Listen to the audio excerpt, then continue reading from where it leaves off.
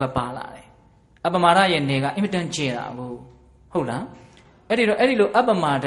ကောင်းမှုတွေကိုမမေ့ဘူးတတိရှိမယ်အမြဲတမ်းကိုကောင်းဖို့အတွက်အမှတ်ရနေတယ်အဲ့ဒီအပမာဒတရားလက်ကင်ထားနိုင်မယ်ဆိုရင်တနည်းအားဖြင့်လည်းပဲစောစောကပြောခဲ့တဲ့ကောင်းမြတ်တဲ့တရားတွေကိုမမေ့မလျော့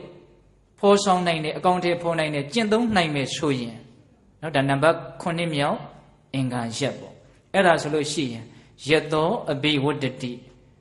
စီစဉ်ဥစ္စာအချမ်းရအကျော်စောနောက်ဆုံးမဲ့ညံဖူညံထိမရနိုင်ပြီဘူးလားရနိုင်တယ်အဘိဝတ္တတိကောင်းမြတ်တာတွေနဲ့ကြီးပွားကြလိမ့်မယ်ချမ်းသာကြလိမ့်မယ်တဲ့ကြီးပွားချမ်းသာကြောင်းတရားဘယ်နှပါ9ပါအခုအရှင်တို့ကတရားကပြောလိုက်တာတဏှာယီနိဗ္ဗာန်ရှိသွားပြီအဲ့တော့နောက်ပိုင်းပြောမှာကဘာလဲဆိုတော့ပိဿတို့ကိုပြင်းလည်းမပြင်းစေခြင်းဘူးအရှင်ကနောက်ပိုင်းပြောမှာကဒီဂါထာကိုဘာကြောင့်မြတ်စွာဘုရားဟောရတယ်လဲဆိုတာလေးကိုပြောမှာဟုတ်လားအဲ့တော့နည်းနည်းဝိထုကြောင့်တော့သူကဆန်တယ်ဒါပေမဲ့စိတ်ဝင်စားစရာကောင်းတယ်လူတယောက်ဟာကိုဘလောက်ထိမ့်သိမ့်နိုင်တယ်လေအံ့ဩစရာကောင်းတဲ့လူတယောက်အကြောင်းပြောမှာပါနော်အဲ့ဒီလိုအံ့ဩစရာကောင်းတဲ့လူတယောက်အကြောင်းကိုဘာကြောင့်ပြောရတယ်လဲဆိုတော့အတုယူစေခြင်းနဲ့စိတ်နဲ့ပြောမှာပေါ့နော်လူငယ်တွေအတွက်ပေါ့အဓိကအင်မတန်ထိမ့်သိမ့်နိုင်တဲ့လူပဲအဲ့ဒီလူကဘယ်သူလဲဆိုတော့ဘုရင်တို့မြတ်စွာဘုရားဝေလုံအကြောင်းတိုင်းမှာသတင်းသုံးတော်မူခြင်းခါကာလရာဇဂျုံမြို့တဲ့တထေးအမျိုးတစ်မျိုးမှာအင်မတန်ကူးဆက်လွယ်တဲ့ယောဂတစ်ခုဆွဲကတ်တယ်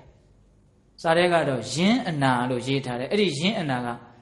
အိမ်ချံပေါက်ကိုဖောက်ပြီးတော့ထွက်ပြေးမှလွတ်တယ်လို့ဆိုတယ်ဆိုလိုတာကတိရင်တောက်လျှောက်ကိုပြေးတယ်လို့ပြောလို့သလားတော့မသိဘူးဒါဒီကနေ့ခေတ်တော့အဲ့လိုလည်းမရှိပါဘူးဒါစာထဲမှာရေးထားတာတွေကိုဦးဇင်းတို့ပြောပြတာပိဿတို့လည်းစဉ်းစားတတ်ဖို့နော်ယင်းအနာတဲ့အဲ့ဒါဆွဲတယ်အဲ့တော့မိဘတွေကတို့တော့တည်တော့မှသူတို့ယောဂဆွဲပြီးပြီအဲ့ဒါကိုတည်တော့သူတို့ရဲ့တူရီသောသားလေးကိုမှားတယ်ငါသားမင်းအိမ်ချံဆက်ကိုဖောက်ပြီးတော့အိမ်နံရံကိုဖောက်ပြီးတော့ထွက်ပြေးတော့ဘယ်နာမှာတို့ပိုင်တဲ့ဂရေ40ကိုမြုပ်ထားတာအဲ့ဒါဒီယောဂကတ်ကြီးငြိမ့်ပြီဆိုတော့မှငါသားပြန်လာပြီးတော့အဲ့ဒါကိုတူးဖော်ပြီးတော့အသက်မွေးဝမ်းကြောင်းမှုပြုပါလေလို့မှားတော့သားဖြစ်တဲ့လူကဟုတ်ပြီဆိုပြီးတော့မသေးသေးသောအမေအဖေကိုပြစ်ပြီးတော့ပြေးတာဗျအဲ့ဒါအမေအဖေတွေအမျိုးတွေအကုန်သေးတယ်အဲ့ဒီကလေးတယောက်ပဲလွတ်တယ်အဲ့ဒါနဲ့သူတနေ့တည်းရောက်ပြီးတော့ဒီလိုနဲ့သူပြန်မလာဘူးနှစ်တွေတော်တော်ကြာသွားတယ်အဲ့ဒီမှာနောက်သူတော်တော်လေးအရွယ်ရောက်လာပြီဆိုတော့ဘုစိတ်မွေးတွေပတိုင်းမွေးတွေနဲ့သူပြန်ရောက်လာတယ်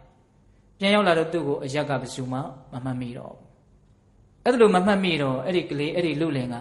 ဏ်ရှိတယ်ထိမ့်သိမ့်နိုင်စွမ်းရှိတယ်ဘာစနာလဲဆိုတော့ပြည့်စုံကြပါစေငါတဲ့ဒီအချိန်မှာဂရေ40သောပစ္စည်းတွေကိုတူးဖော်ပြီးတော့သုံးဆွဲမယ်ဆိုလို့ရှိ